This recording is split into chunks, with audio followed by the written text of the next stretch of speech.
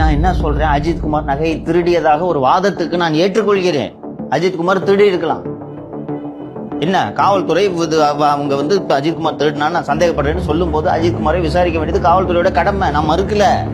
FIR போட்டு Ajithkumar station கூப்பிட்டு விசாரிங்க, அரெஸ்ட் பண்ணி கஸ்டடி எடுத்து விசாரிங்க.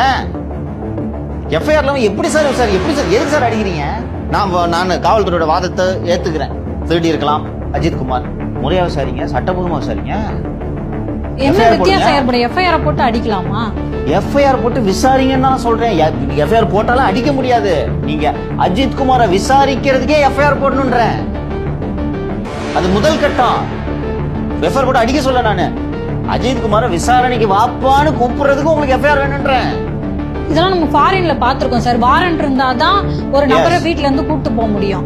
ஆனா இங்க அப்படி கிடையாது. மரபு வழியாவே ஏதோ ஒரு தவறுன்னு சொல்லிட்டாலே வீட்டுல போயிட்டு சும்மா கூப்பிடுறாரு, எஸ்ஐ கூப்பிடுறாரு வா அப்படின்னு சொல்லிட்டு தோல்ல கை போட்டு கூப்பிட்டு போயிடுவாங்க அப்படின்றது.